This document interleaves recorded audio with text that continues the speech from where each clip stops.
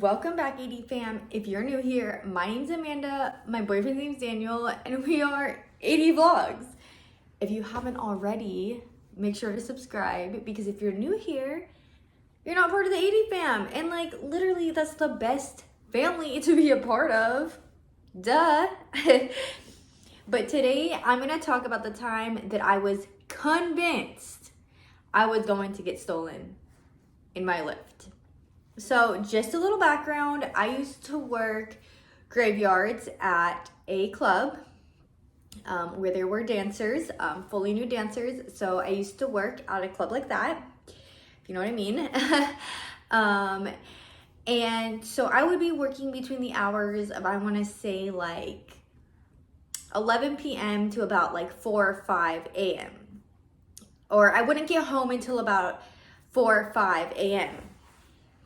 So, mind you, like, let's set the scene, I was wearing like a dress, some heels, full face makeup, like all of that.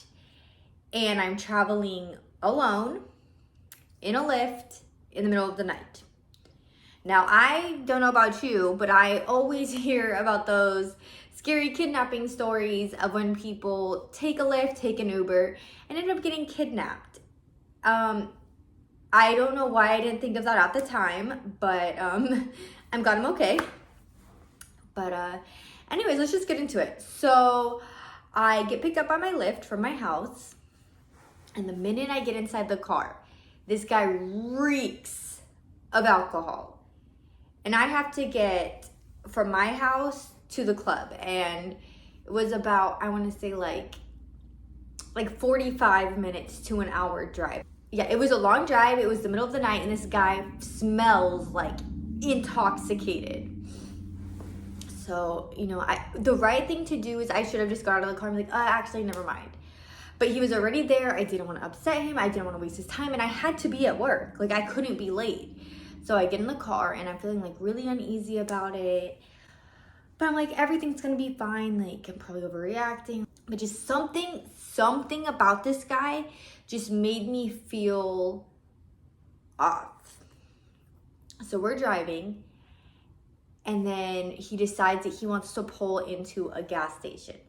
My heart dropped. And like, I get it, like, maybe he's getting gas and he's doing this, but he didn't. He pulled into the parking lot, but not to a gas pump. And this was my first time ever like having a Lyft or Uber driver like pull over. So it like kind of made me feel like uneasy. And so he pulls into the gas station, he parks in one of the spots, and he goes inside and he locks the doors. And everything is racing through my mind at this point. Is this my chance to run? Is there even a reason to run? What is he gonna do when he gets back? What is he getting from the store? Am I gonna be late to work? Like, all of this is like in my head, and I'm like just thinking like, okay, well, if you're gonna do something, you have to do it fast. Like, he's only running right into the store real quick. And I'm just sitting in the back seat, and I'm like, oh my gosh, I'm wearing heels. First off, I'm wearing heels. Like, how fast am I gonna be able to run? If he sees me, is he gonna chase me? Should I go now? Am I overreacting? Am I gonna cause a scene for no reason? All this thinking is going on. Then now I've run out of time, and I see him coming out of the store. And so I'm like starting to freak out, like, oh my gosh, like that was my chance. And I just blew it. So I kind of was like, you know what? Like, if he's gonna do something, it is what it is, like that's really like kind of a sad thought to have, but like I lost my chance. So anyways, so he comes out of the store and he's coming to the back seat. Like, instead of going to his door, he came to the back seat door. And I'm like, oh my God, he's gonna get me. He's gonna do something. I don't know what to do. Like, this was a while ago. I wanna say this was like back in like 2017, 18. I was like maybe like 21 years old. So I was younger. I mean, not like super young, but like I was younger than I am now. And so he goes and he opens the back door right next to me. Like, I'm sitting here and he is opening this door right here. And my heart is just like pounding.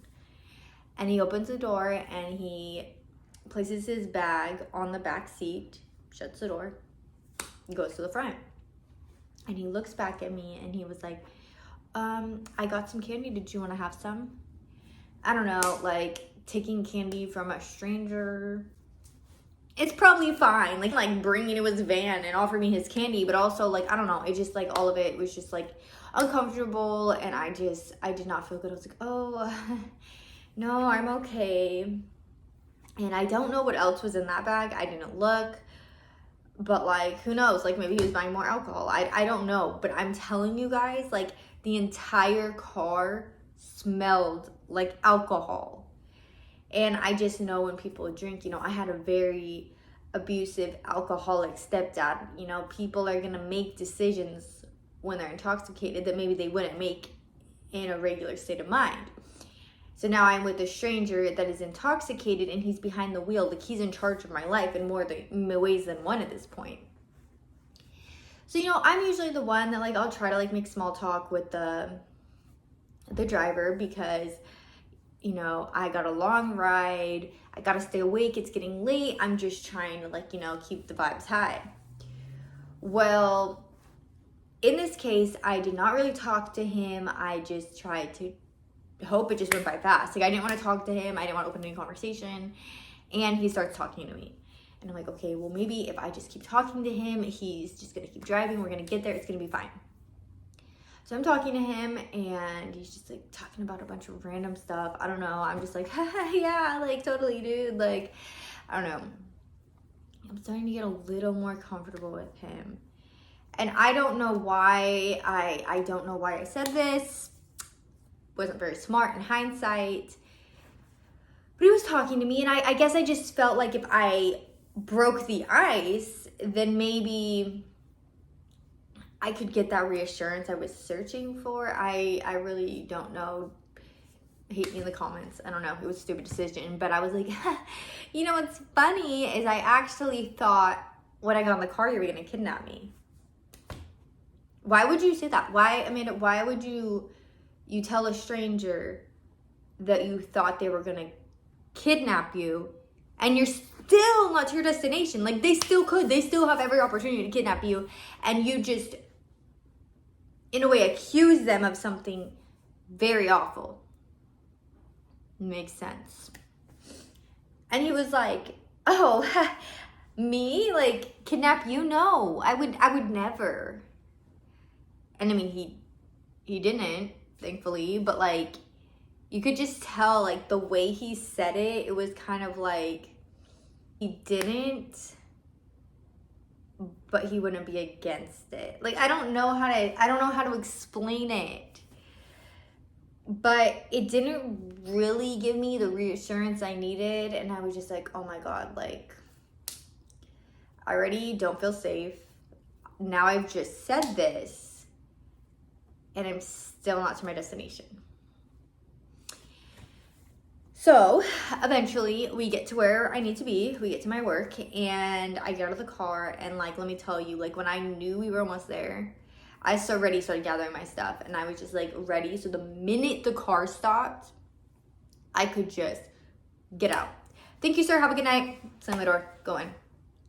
Like it was like, I don't even think I'm really like describing to you guys how terrifying it was.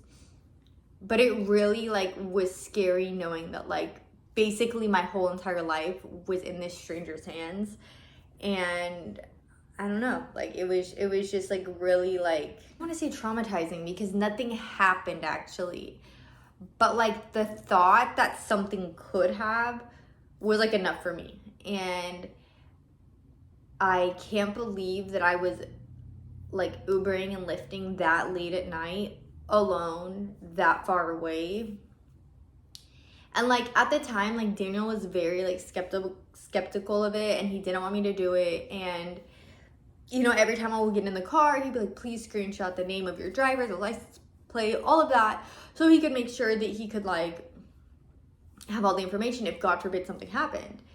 And he never really wanted me to work at this club, especially at graveyard shift, but he's also the type of person that's not going to tell you what to do and he's not going to be controlling. So if it's something that I want to do, he's gonna try to be a good partner and support me in any decision that I want to make, as long as it's not like harming me. He is awesome. He is so supportive, even when it's things that make him feel a little uneasy. He just trusts in me and lets me do what I want to do. And I mean, same goes for him. I give him the same respect. But I mean, I feel like it should have been a red flag when my boyfriend didn't want me to go. I get in the car, the guy smells intoxicated, and like, I feel like your gut feeling, like, you need to go with it. I'm not sure. Like, nothing did happen, so it's kind of like, do you go with your gut feeling? But also, it could have happened, you know what I mean? And like, as much as I'm saying that me being like, oh, I thought you were gonna kidnap me, might have made things worse, who knows if that is what saved me, because I was catching on. I don't know. I watch a lot of documentaries and true crime and all of that, so it could be a combination between the world being crazy and me watching too much TV. I don't know. But I just wanted to share that with you guys, because I genuinely thought that he was going to kidnap me, and there was nothing I could do. You know, like, that's the worst feeling, is like feeling defenseless in a situation. So always be aware of your surroundings. Trust your gut feeling. Make sure if you're going somewhere unfamiliar, if you're going somewhere at night, tell someone. Tell someone, so if something happens, they will know where to find you. Or because they know, nothing will happen. You know what I mean? So just always keep someone in the loop of what's going on. If you don't feel safe, don't put yourself in that position, because your life is not worth anything. Nothing is as valuable as your life. And I want you to remember that, even in the hard times, nothing is as valuable as your life. So that needs to come first. All right, AD fam. Well, I love y'all so much. If you haven't already, make sure to like, comment, share, and subscribe, and we will see you next time. Bye.